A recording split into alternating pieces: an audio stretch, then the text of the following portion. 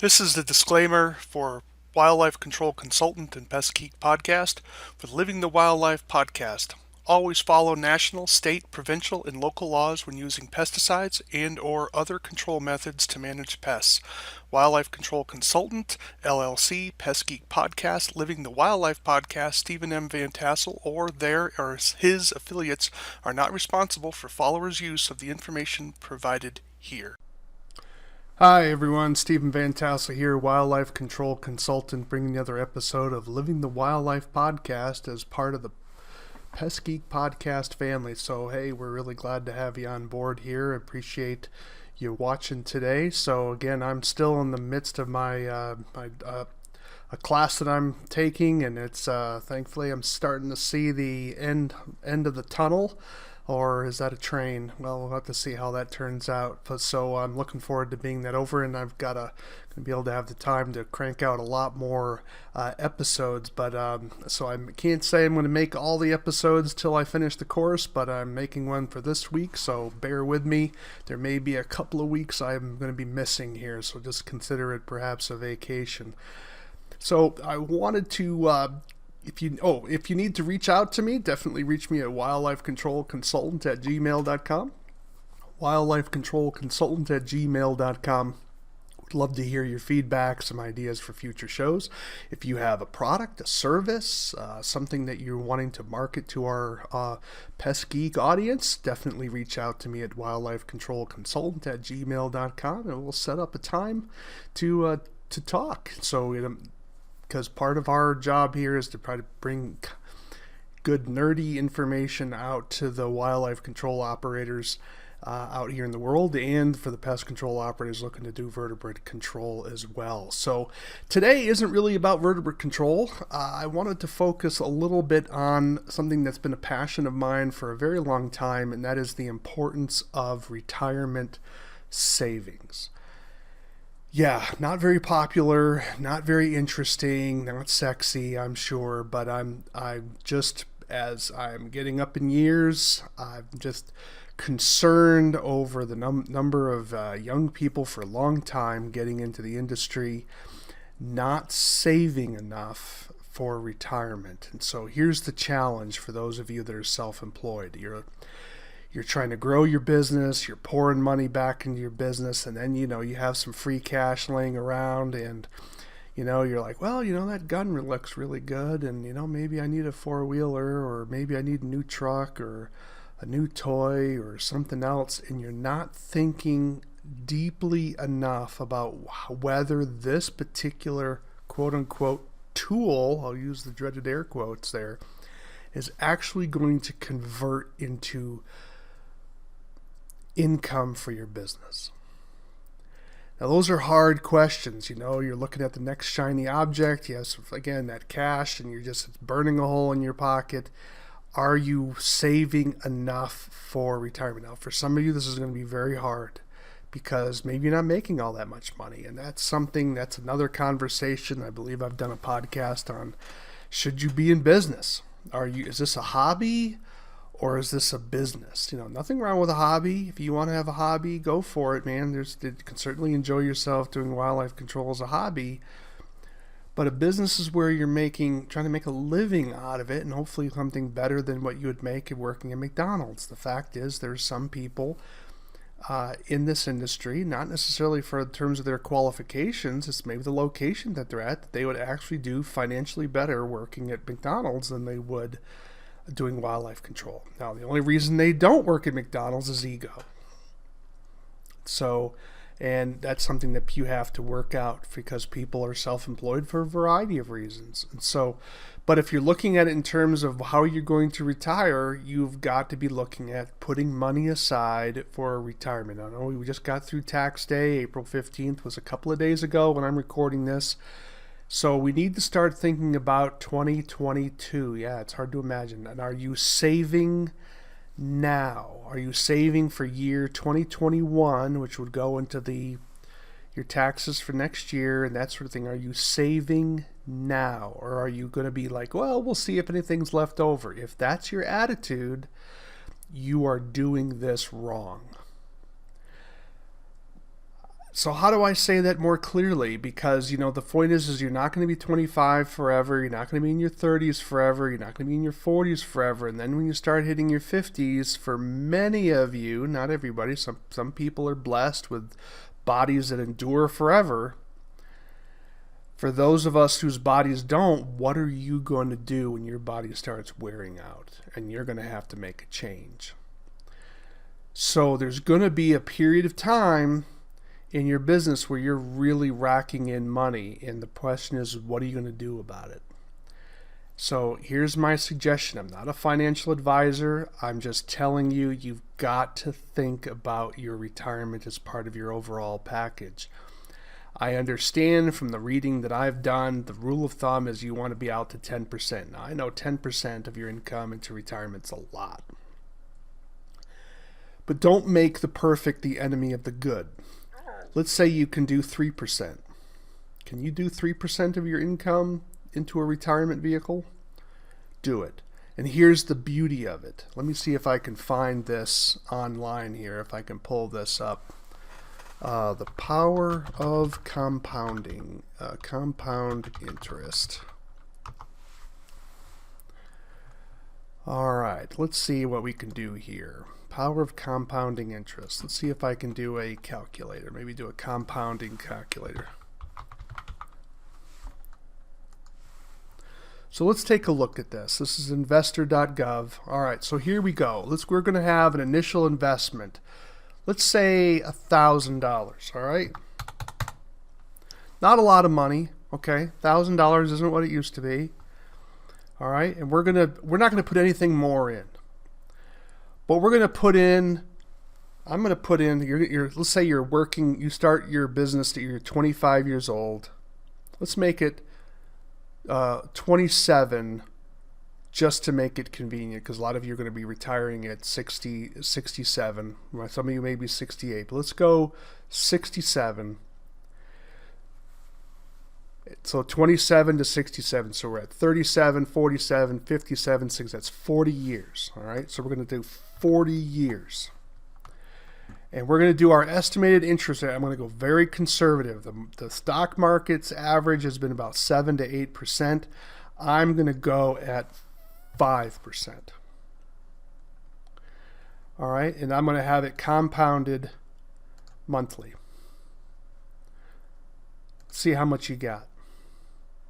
All right, so you just put in $1,000 one time at 25 years old.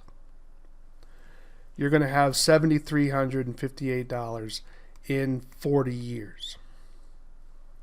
Not spectacular. No, not spectacular. But I want to show you something about the difference. So I want you to have that burned in your, see how that curve goes up? So in 40 years, you're going to have that much money. Now look what happens if you do the following. All right, so let's go back and do this again. We're doing the same $1,000. This time it's going to be over 20 years, because maybe you waited till you were 45 to start saving. Same thing, compounded monthly. We're going to calculate that. Notice the difference. Half the amount of time, but you're getting less than half the amount of money. $2,700 rather than over $7,000. Now imagine if you're putting in $1,000 at 25, $1,000 at 26, $1,000 at 27, and then maybe when you hit 30, you're able to put in $2,000. I think you get where I'm going here. And then you have that 40 years or almost 40 years, because time matters. The earlier you can start saving for your retirement, the better. You need less money because you have the power of compounding interest. Compounding interest is where the interest is put back into the principal, and then the new interest is on the interest that you had before and the principal that you have. So it tends to snowball over time, but you need time for that to happen. What happens is too many people save late in their life, and they don't have that time value. Then if the stock market crashes, if you're investing in the stock market, I'm not telling you to invest in stock market. I'm not telling you what to invest in. I'm telling you that you need to start saving for your retirement. I'll talk a little bit about some ways you can go about it here shortly.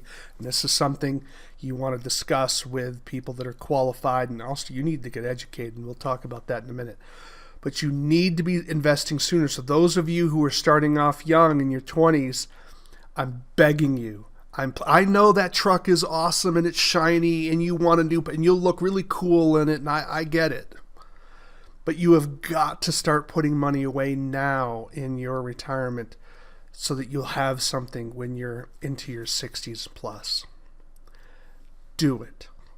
All right, so enough about compound investing. All right, so let's go back to what can you do? What are the different ways you can save for retirement? Well, I'm not going to list all of them per se, but there's a lot of great helps online. Here's one. This is called the nerdwallet.com. They have an article here on retirement plan options for the self-employed. This is something you can certainly look into. Again, that's NerdWallet. Spell it just like it sounds, NERDWALLET. You can simply do a search online, using DuckDuckGo, do a search saying retirement options for the self-employed. If you're not self-employed, then say retirement options for the employed. Maybe the company you're working for has a 401k plan, maybe it has a sort of retirement program. But if it doesn't, you'll be able to use an IRA. So let's talk about what some of these vehicles are. A retirement vehicle is the way the government says you can put money into this program where you will avoid taxes as it's growing. So you don't have the government coming in taking your money away from your retirement until you start taking it out at the other end. If you invest in a non-retirement vehicle, the government gets a piece of your income every time you either collect interest or you collect a dividend payment. But when you're in a retirement vehicle, the government doesn't touch the return on investment that you have until you remove it from that retirement account. That's what we mean by an investment vehicle. It's just sort of a legal shield for the money you're putting in, so that the government's not taking a piece of that until you retire. The government's going to get their bite of the apple. It's just going to be when the apple's a lot bigger and when you start taking it out. Okay? So the first one we're going to talk about is an IRA. It's called an individual retirement account. This is available for there's different restrictions on it if you're making too much money and this sort of thing, but an individual retirement account, for some people, it allows you to actually reduce your taxable income. So the government gives you a break by putting money into it. So if your tax rate's 28%, the federal tax rate at 28%, the government basically has paid you 28 cents on the dollar for you to put money aside for your retirement, because you don't have to pay that taxes. You're going to pay that 28 cents if you keep it. So that means you're only going to get, about $700 and change. But if you put it into your retirement vehicle, your IRA, the government says we're going to not tax you on that $1,000. So you can lower your taxable income. You have to have earned income, however. You have to have money. You have to have worked for it. Another option for you is a Roth. A Roth IRA, you don't get any tax advantage with it on the front end, but on the back end, the government doesn't tax you for any of the earnings you earned on that. So for the IRA, when you start taking money out, the government will tax you for it. But with the Roth, you don't get any tax advantage now. In other words, it doesn't lower your income now, but there's no taxes on the other end. That's a Roth. Those of you who are having a good self-employment business, you can look into something called the self-employment pension. It's called a SEP, self-employment pension, a SEP. And you can put in a lot more money with a SEP. Now, if you have employees, if If you're incorporated and you have maybe a sub S, you have employees, you have to do something for them as well. You can't just simply have your own retirement plan with your self-employment and not do something for your employees. And you probably should be thinking about what to do for your employees here, because that can also help retain them in your company better. So those are 3 options for you. There are others, but those are 3 options for you to consider. So how do you move forward with this? Well, you can do some of this on your own if you wish. You can call a financial brokerage firm. I'm going to name some big ones. I'm not making any money. You can talk to Fidelity. You can talk to Schwab. You can talk to E-Trade and that sort of thing. And that is a way for you to earn, to get into this retirement program, one of these retirement investment vehicles for your own self, and they will set it up. Usually there's a small fee, an annual fee to have them manage it, but it's certainly available to you as that. If you don't want to be dealing with it, perhaps you're tech friendly, you may want to look into something, as I pull it up here. Acorns. Yeah, it sounds just like, oak acorns. Acorns is an app that you can use, and they have different types of retirement programs. So I'm gonna put that up into the camera here. Acorns. I have an Acorns account, if that means anything to you. Acorns allows you to save in a couple of different ways.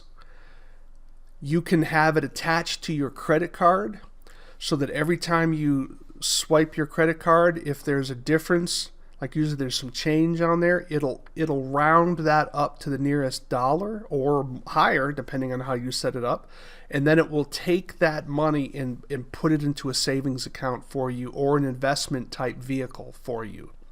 If you want an IRA, if you want a retirement account with it, there's an additional process to do that, and they will show you how to set that up. I don't make any money off Robinhood, but it's kind of neat, and you can actually tell it to take money from your account, from your bank account, on a weekly basis. You can do $5, you can do $10 a week. So what happens is it just sort of takes it out a little bit at a time. The idea is with little acorns you can grow a big oak. That's the idea. So think about it. Every time you're purchasing something for your company or for yourself, depending on how you set up, which credit card you set it up with, you're having a little bit of money, and so it disciplines you to save incrementally without feeling the pinch of writing a check for $500, writing a check for $1,000, something like that for your retirement. And it's amazing how fast things can add up, particularly if you have the add-ons where you have a certain amount of money going into your account on a weekly basis.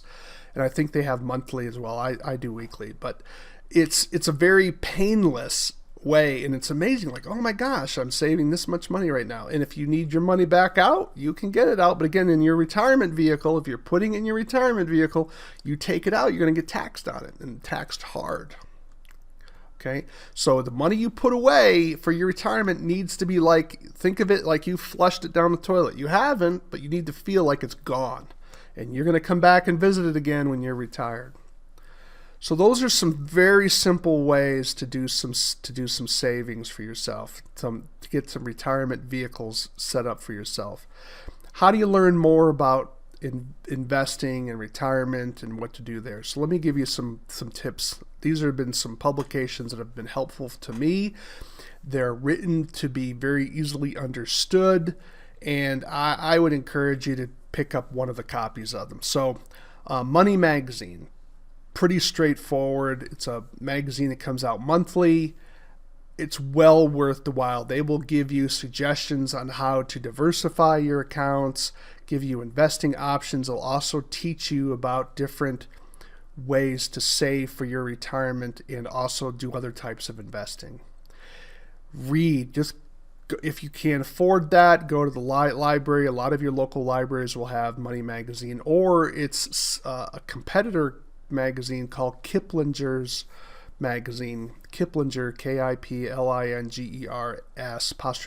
Kiplinger's investment magazine. So either one of those is fine. You can probably get them pretty cheap in terms of subscriptions. Look it up online, get a copy of it. It is well worth your while. For those of you that are looking for something more deep, perhaps you already have a basis, a good basis in financial planning for yourself in terms of, as a layperson, you can look at the American Association of Individual Investors. Their magazine's a little bit more, well, I should say it's a lot more technical for someone who is a little bit more skilled in the stock market. They do a lot of stuff on stocks, but they'll talk about bonds as well. They'll talk about diversification and asset allocation and all this sort of stuff. That is but you don't subscribe to that magazine until you're very comfortable with investing in retirement and that you've been putting some time into it. Now, you don't have to. I'm not telling you that you have to do this. It's not necessary to do it. There is another option for you because time is money. Maybe it's better for you not to be reading this magazine. Maybe it's better for you to be out on a roof putting on another, taking care of a ridge cap or something, or putting on a chimney cap, making money. So this is where you want to get someone who's known as a financial planner. You want to get someone who's a certified financial planner, someone who's got a fiduciary responsibility to give you quality advice. Fiduciary means that they're legally bound to give you objective advice. Now, there are associations out there of certified financial planners that are fee only. And so let's kind of do a little Google search for that. All right, we're going to go fee only financial planner. So here we go. Let's get down here. Here we have NAPFA. We're going to pull this up. What is fee only financial planning? Okay. So it explains what that is. Why do you want fee only financial planning? Because then that person does not make any money on the investments you put in. Because when you talk to a broker, they're going to steer you into investments where they can get a commission, or they'll get a percentage of whatever the amount of money you have under their financial control. Now, look, people got to get paid for their advice and for their work, right? But understand that fees do eat into your income over time. So when you're a starting investor, paying $500 for someone to do a financial analysis of you and provide you a financial plan, that may sound like a lot, but when you think about $500 over 40 years, which is how long that plan may last you for a very long time, maybe last you for 10 years, maybe, depending on how your financial situation changes or fluctuates. That's not a lot of money. It's, what's we talking, $50 a year? It's not a lot. Where if you're doing a fee only, whether you're doing a percentage, let's say you have $40,000 in a retirement account and they're taking 1% a year. That kind of just keeps chewing away at your return. So there are ways for you can calculate that. So I would suggest a fee-only financial planner. You want someone who's a certified financial planner, CFP. That takes a lot of training on their part. It's a rigorous exam that they have to go through. So it's something to think about. Or you can, if you don't want to pay that kind of money, talk to your broker. Your broker, if you go to one of the major brokerage firms, Fidelity, Schwab, Vanguard, they'll have financial planners in there as well. Sometimes your local bank will have one, but they'll be probably on a little bit more of the pricier side.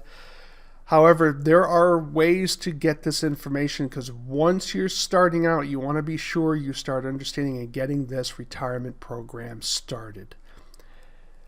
Definitely want to do this. I can't recommend it enough. And I can guarantee you when you're getting into your 50s, you're going to be thinking of me saying, either I'm glad I listened to Steven at this point, or oh my God, I'm such an idiot for not listening to him. And this is important. I know it's not sexy. It's not something that people love to think about, but you've got to start saving for your retirement. The earlier you do it, the better. It's that important.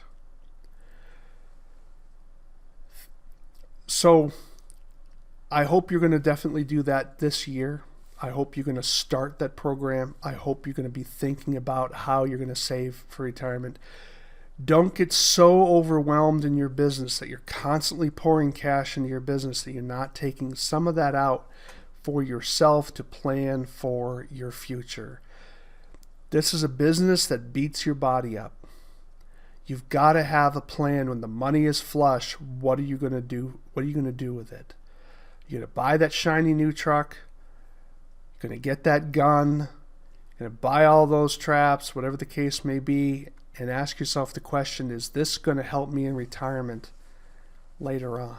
Is it really? Pencil stuff out. Be thinking about what your capital expenditures are, because part of your wages needs to be for retirement. And I know it's tough, but do something.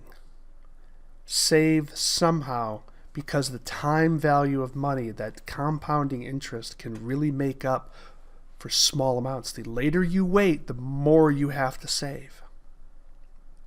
So a financial planner will also talk to you about whether you need life insurance, what type of health insurance you have, what type of disability insurance you have, protecting you from catastrophic loss. And again, that gets us a little bit beyond the retirement stuff.